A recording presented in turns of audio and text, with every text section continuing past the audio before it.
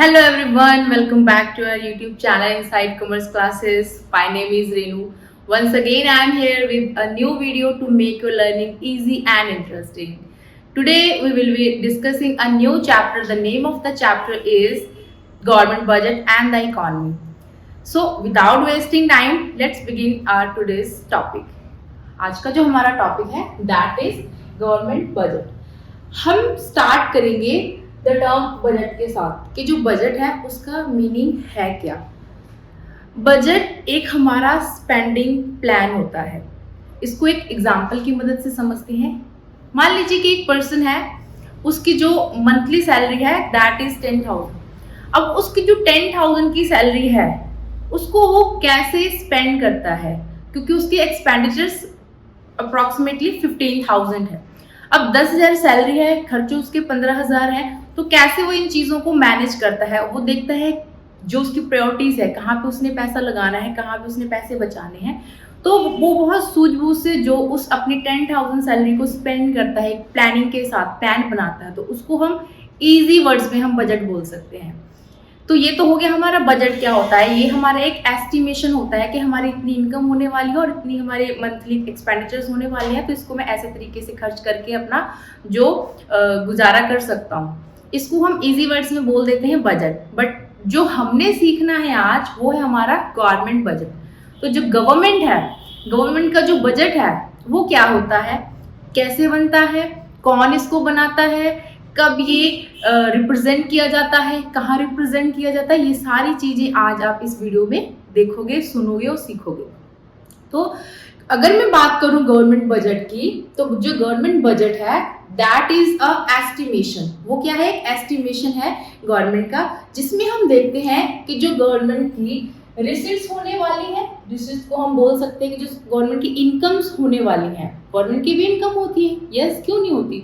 अलग अलग तरीके से गवर्नमेंट के पास भी पैसा आता है, जैसे कि tax, non tax, loans of recovery of loans, borrowings, और भी बहुत सारे तरीकों से सरकार के पास पैसा आता है।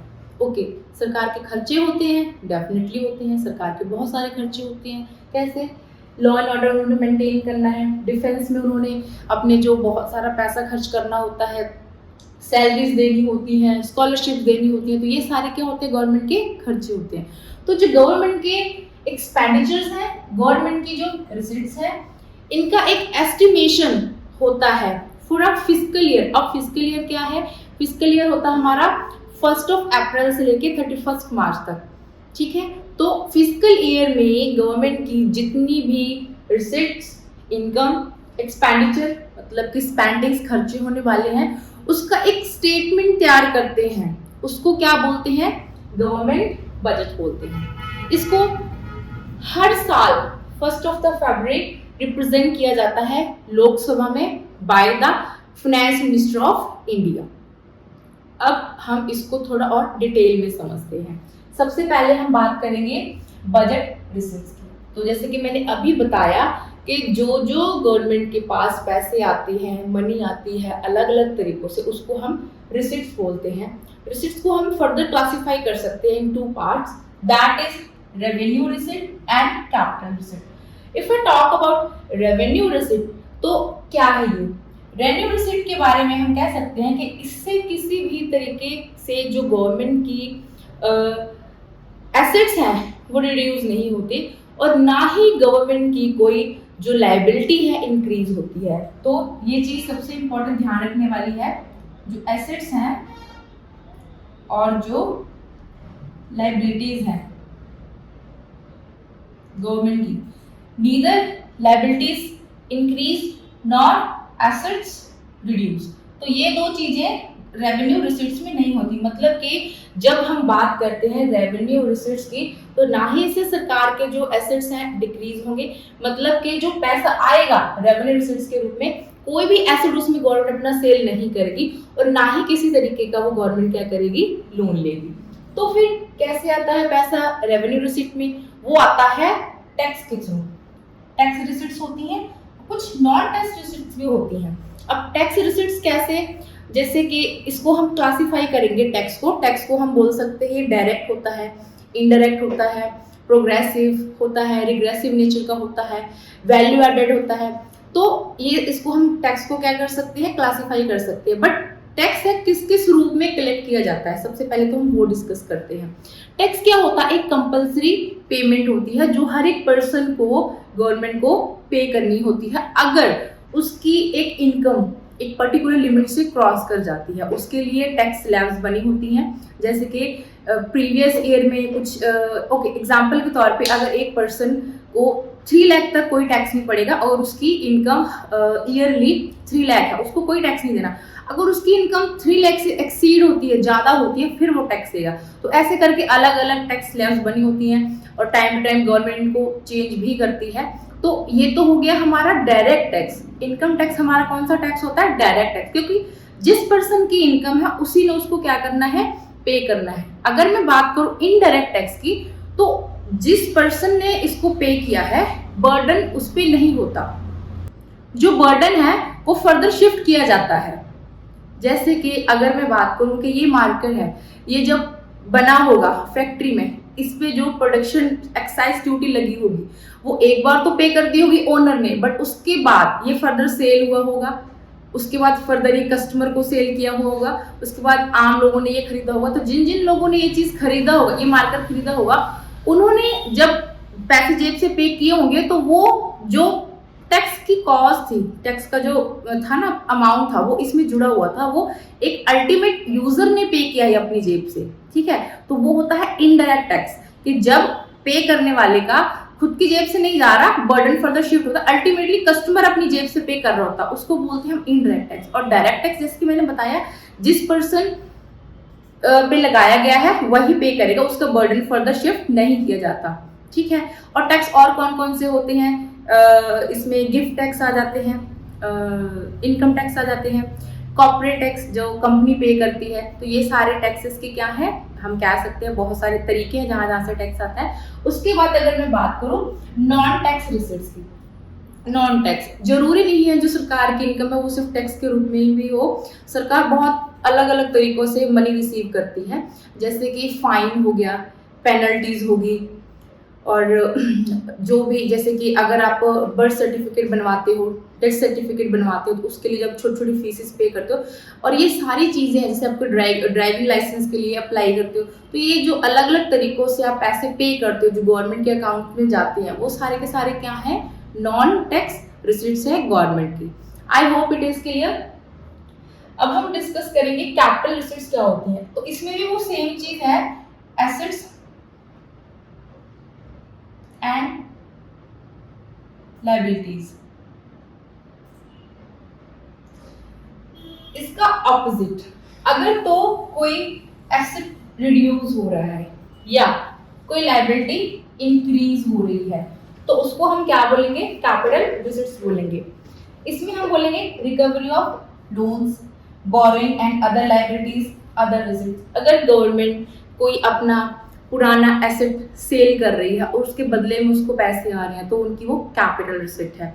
अगर गवर्नमेंट लोन ले रही है, बोरो कर रही है मनी, किससे बोरो करती है मनी, आरबीआई से या जनरल पब्लिक, आम जनता जो है इस कंट्री में रह रही है उनसे लोन लेगी गवर्नमेंट, ऐसे नहीं लेगी डायरेक्ट, उसके लिए कुछ सिक्योरिटीज होती हैं, उनकी मदद से लोन लेती है गवर्नमेंट, ठीक है।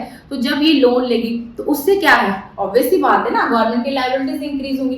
तो जब गवर्नमेंट की लायबिलिटीज इंक्रीज हो रही है या फिर एसेट्स रिड्यूस हो रहे हैं, तो उसको हम क्या बोलते हैं, हम बोलते हैं कैपिटल रिसीट्स बोलते हैं। इसके बाद अगर मैं बात करूं कि जो टैक्स है उसकी कुछ टाइप्स, जैसे कि मैंने बोली थी, मैंने बताया था डायरेक्ट टैक्स होता है, इनडायरेक्ट टैक्स होता है, एक मैंने वर्ड यूज किया था प्रोग्रेसिव टैक्स होता है, एक रिग्रेसिव टैक्स होता है। प्रोग्रेसिव के वाले में बात करूं तो जैसे जैसे एक पर्सन का जो इनकम है उसका लेवल इंक्रीज होता जाएगा, वैसे वैसे उसका जो टैक्स का रेट है भी इंक्रीज होता जाएगा। और अगर मैं बात करूं रिग्रेसिव नेचर के टैक्स की, तो जैसे जैसे एक पर्सन की इनकम इंक्रीज होती जाएगी तो उसका टैक्स का रेट है वो डिक्रीज होता जाएगा। फॉर एग्जांपल एक पर्सन अगर 1 लाख रुपए पे टैक्स पे कर रहा है, तो उसका जो अमाउंट है, परसेंटेज उसने पे करना है टैक्स का, दैट इज 10%। अब उसकी इनकम 1 लाख से 3 लाख हो गई है, तो उसका जो टैक्स है वो 10% से अगर तो 5% हो रहा है तो वो तो रिग्रेसिव, क्योंकि वो डिक्रीज हो रहा है, रिड्यूस हो रहा है। और अगर 10 से वो 20% अगर बोल दें कि 20% हो गया, तो क्या हो रहा है, वो इंक्रीज हो रहा है। तो जैसे जैसे टैक्स का रेट इंक्रीज हो रहा है तो वो हम बोलते हैं प्रोग्रेसिव है। और अगर इनकम इंक्रीज होने के साथ साथ टैक्स का रेट डिक्रीज हो रहा है, उसको हम बोलते हैं रिग्रेसिव नेचर का टैक्स है। स्पेशल टैक्स होते हैं जो किसी क्वांटिटी, साइज, अमाउंट पे लगते हैं। एक होता है वैल्यू एडेड टैक्स, जिसको हम वैट बोलते थे। वैल्यू एडेड टैक्स में क्या होता है, जिस जिस स्टेज पे प्रोडक्शन की वैल्यू कोई ऐड हो रही है, जितनी वैल्यू ऐड हुई है उतनी वैल्यू पे जो टैक्स लगा उसको हम वैट मतलब कि वैल्यू एडेड टैक्स बोलते हैं। I hope it is clear. Let's move ahead. अब हम बात करेंगे बजट एक्सपेंडिचर की। तो जैसे कि मैंने बताया था कि जो गवर्नमेंट होती है उसकी बहुत सारे एक्सपेंडिचर्स होते हैं। Government spend so much money in the country different on the different things. इसमें हम गवर्नमेंट के जो एक्सपेंडिचर्स हैं उनको क्लासिफाई कर सकते हैं: plan expenditure, non plan expenditure, revenue expenditure, capital expenditure. तो पहले हम डिस्कस करते हैं रेवेन्यू एक्सपेंडिचर को। इसमें हमने वो सेम चीज लेके चलनी है, एसेट्स एंड लायबिलिटीज वाली कॉन्सेप्ट को। इसमें क्या है,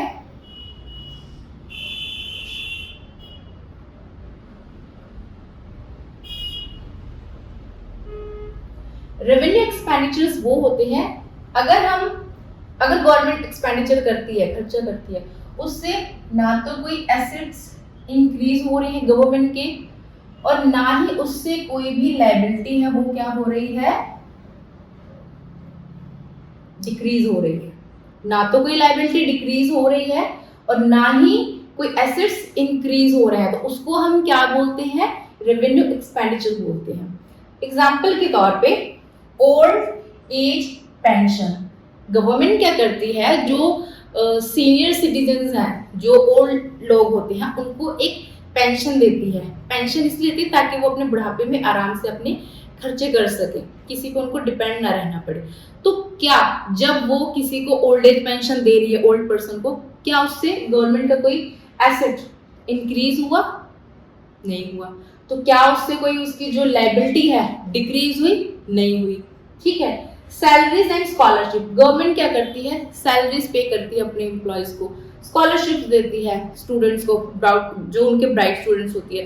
तो क्या जो ब्राइट स्टूडेंट्स को स्कॉलरशिप्स मिल रही हैं, सैलरीज मिल रही है एम्प्लॉयज को, क्या उससे गवर्नमेंट का कोई एसेट्स इंक्रीज हो रहा है या फिर कोई लायबिलिटी डिक्रीज हो रही है? नहीं हो रही। तो इसको हम क्या बोलते हैं, रेवेन्यू एक्सपेंडिचर बोलते हैं। If I talk about capital expenditure, तो इसमें यही सेम कॉन्सेप्ट लेके चलना है, बट इसका ऑपोजिट होगा। कैसे? अगर तो कोई एसेट इंक्रीज हो रहा है और लायबिलिटीज, एसेट्स इंक्रीज हो रहे हैं और लायबिलिटीज क्या हो रही है, डिक्रीज हो रही है गवर्नमेंट की, उसको हम क्या बोलते हैं, कैपिटल एक्सपेंडिचर बोलते हैं। For example expenditure on land and building, machinery, shares. ठीक है, गवर्नमेंट ने क्या किया है, कोई फैक्ट्रीज लगाई हैं ताकि जो कंट्री में जो पॉपुलेशन रह रही है, लोग रह रहे हैं, उनको क्या मिल सके, एम्प्लॉयमेंट मिल सके और प्रोडक्शन हो सके, गुड्स हैं जो लोगों को प्रोवाइड की जा सके।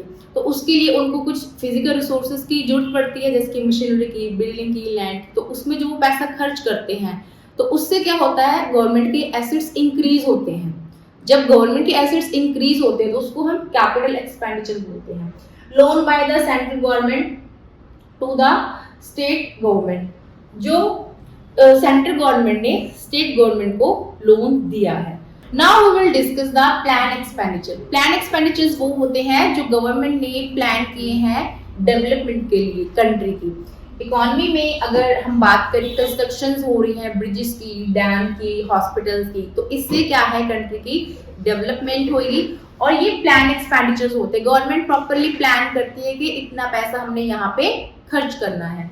अगर मैं बात करूँ नॉन प्लान एक्सपेंडिचर की, तो ये जो एक्सपेंडिचर्स हैं गवर्नमेंट की तरफ से प्लान नहीं होते, इनको हम क्या बोलते हैं, नॉन प्लान एक्सपेंडिचर। इसकी जो एग्जांपल्स है वो क्या है, law and order, defence and subsidies. Government क्या करती है, सब्सिडीज देती है, लॉ एंड ऑर्डर मेंटेन करती है। डिफेंस में बहुत सारे जो एक्सपेंसेस है गवर्नमेंट के हो जाते हैं, तो इसको हम क्या बोलते हैं, नॉन प्लान एक्सपेंडिचर। इस वीडियो में हम इतना ही डिस्कस करेंगे। इसका एक पार्ट, सेकंड पार्ट भी आएगा, उसमें हम जो फर्दर हमारा टॉपिक है इस चैप्टर से रेलेवेंट, जैसे ऑब्जेक्टिव्स हैं हमारे गवर्नमेंट बजट के, और भी जो कुछ रह गया उसको हम कंप्लीट करेंगे। Thanks for watching, like my video and subscribe my channel. Thank you so much.